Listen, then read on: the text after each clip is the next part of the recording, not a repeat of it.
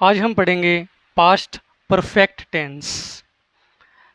इसकी पहचान क्या होती है, आपको कैसे पता चलेगा कि कोई हिंदी का जो सेंटेंस है वो पास्ट परफेक्ट का है। तो हिंदी के वाक्यों के अंत में आएगा चुका था, चुके थे, चुकी थी, या लिया था, दिया था, या आ था, ए थे, ई थी आदि। इस तरह के शब्द जहाँ पर मिलते हैं हमें हिंदी के वाक्य के अंत में, तो हम समझ जाएंगे कि ये पास्ट परफेक्ट टेंस है। अब अफर्मेटिव जो इसके सेंटेंसेस बनेंगे उसके अंदर स्ट्रक्चर आप कैसे बनाएंगे? Subject plus had. जैसे हमने प्रेजेंट परफेक्ट किया था तो वहाँ पे हैज या हैव था, यहाँ पर सिर्फ हैड है। यहाँ पर सिंगुलर या प्लूरल आपको देखने की जरूरत ही नहीं है, क्योंकि यहाँ पर जो हेल्पिंग वर्ब है वो सिर्फ एक ही है। तो subject plus had plus verb की थर्ड फॉर्म, परफेक्ट टेंसेस में हमेशा वर्ब की थर्ड फॉर्म लगाते हैं, उसके बाद ऑब्जेक्ट और फुल स्टॉप। नेगेटिव सेंटेंस होगा तो क्या कर देंगे? सब्जेक्ट प्लस हैड और हैड के तुरंत बाद नोट आ जाएगा, वर्ब की थर्ड फॉर्म और ऑब्जेक्ट। इसी तरह से अगर इंट्रोगेटिव सेंटेंस होगा तो उसमें क्या कर देंगे? सबसे पहले तो WH क्वेश्चन वर्ड लेंगे अगर कोई होगा तो, उसके बाद हेल्पिंग वर्ब चाहिए हमें तो हैड आ जाएगी। अगर ये WH नहीं होगा तो H बड़ा हो जाएगा। हैड प्लस सब्जेक्ट प्लस अगर नोट होगा तो लगा देंगे, नहीं तो नहीं लगाएंगे। उसके बाद वर्ब की थर्ड फॉर्म प्लस ऑब्जेक्ट और क्वेश्चन मार्क। एग्जाम्पल देखते हैं, जैसे वह गीत गा चुका था या उसने गीत गा लिया था, एक ही बात है। तो इसको हम कैसे बना देंगे? ही चुका था आया हुआ है तो पास्ट परफेक्ट है, उसके बाद हमें चाहिए हैड, ही हैड। उसके बाद थर्ड फॉर्म, गाना होता है सिंग तो सिंग सेंग संग होता है, ही हैड संग अ सॉन्ग, उसने गीत गा लिया था। अगर होता वह गीत नहीं गा चुका था या उसने गीत नहीं गाया था, आ था आ गया इसके पीछे, आ था, यानी कि ये भी पास्ट परफेक्ट है। तो उसने गीत नहीं गाया था तो he had not sung a song. अगर ये इंट्रोगेटिव में होता कि क्या उसने गीत गा लिया था,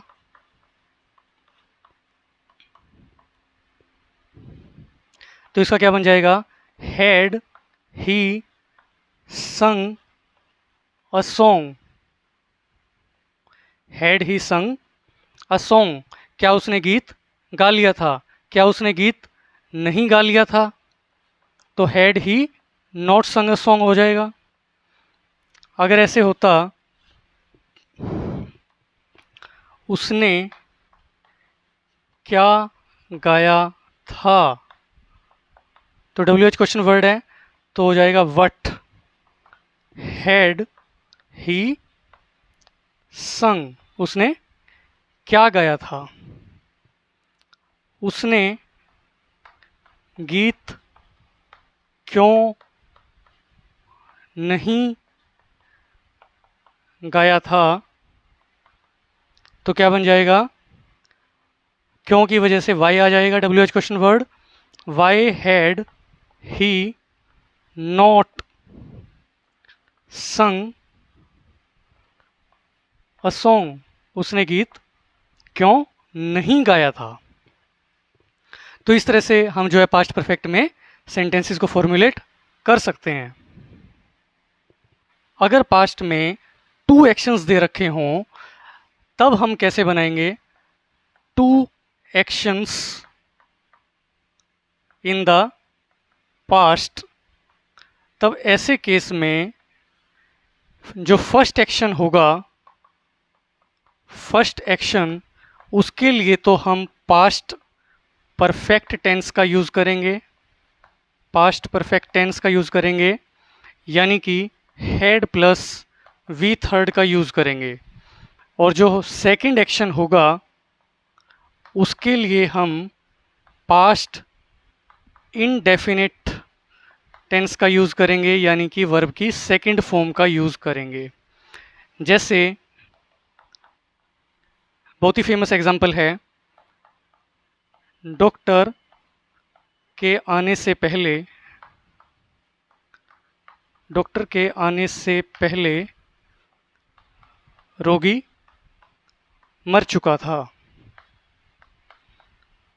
अब यहाँ पर पास्ट में दो एक्शंस हो रहे हैं, एक तो डॉक्टर के आने का और दूसरा रोगी के मरने का। डॉक्टर बाद में आया और रोगी पहले मरा, तो फर्स्ट एक्शन हुआ रोगी के मरने का, उसके बाद डॉक्टर के आने का। तो हम क्या करेंगे, रोगी के मरने को दिखाने के लिए हेड प्लस वी थर्ड यानी कि पास्ट परफेक्ट लगा देंगे फर्स्ट एक्शन के लिए, और डॉक्टर के आने वाला काम जो बाद में हुआ है सेकंड एक्शन है, तो उसके लिए हम पास्ट इंडेफिनिट यानी कि वर्ब की सेकंड फॉर्म का यूज़ कर देंगे। तो इसको कैसे बना देंगे, द पेशेंट हैड डाइड, यानी रोगी मर चुका था। The patient had died before the doctor came, the doctor came. Second form लगा दी हमने, कम होता है, तो सेकेंड फॉर्म का यूज़ कर दिया हमने यहाँ पर केम। डॉक्टर के आने का जो कार्य है वो क्योंकि बाद में हुआ, तो वहाँ पर सेकेंड फॉर्म का यूज़ किया हमने केम, कम। तो द पेशेंट हैड डाइड, यहाँ पर पेशेंट वाले एक्शन के लिए हेड प्लस वी थर्ड, और जो सेकंड एक्शन था डॉक्टर के आने का उसके लिए सेकंड फॉर्म यानी कि पास्ट इनडेफिनिट टेंस का हमने यूज़ किया। यहाँ पर बिफोर की जगह व्हेन भी हो सकता है कि जब डॉक्टर आया तो रोगी जो था वो ऑलरेडी मर चुका था। The patient had died when the doctor केम, या बिफोर द डॉक्टर केम। इसको हम घुमा करके भी लिख सकते हैं इसी बात को, बिफोर की जगह अगर हमें आफ्टर का इस्तेमाल करना है तो डॉक्टर केम वाला जो एक्शन है वो पहले आ जाएगा, यानी कि ऐसे लिख सकते हैं हम इसको, the doctor came after the patient had died.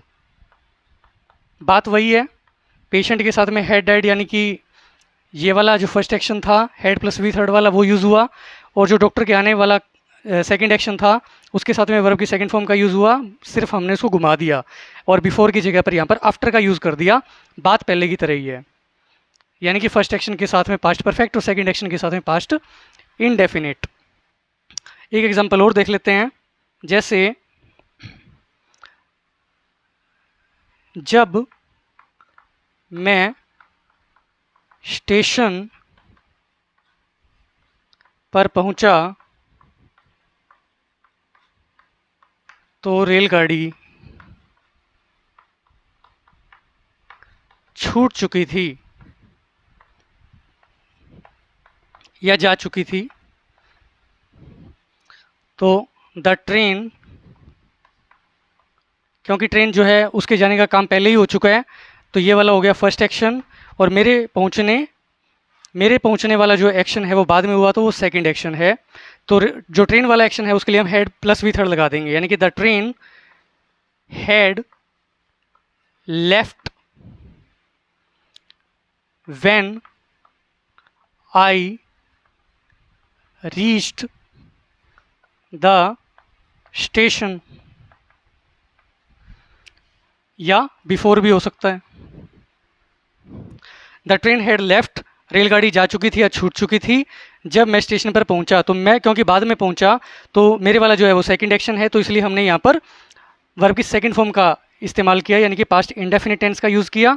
और यहाँ पर क्योंकि ट्रेन ऑलरेडी पहले ही छूट चुकी थी तो उसके साथ में हमने पास्ट परफेक्ट का यूज़ किया, यानी कि क्योंकि ट्रेन पहले ही जा चुकी थी तो वो फर्स्ट एक्शन है, इस वजह से यहाँ पर वर्ब की थर्ड फॉर्म और हेड का यूज़ किया, यानी कि पास्ट परफेक्ट टेंस का यूज़ किया। तो इस तरह से हमने देखा कि जो पास्ट परफेक्ट टेंस है उसका प्रयोग किया जाता है।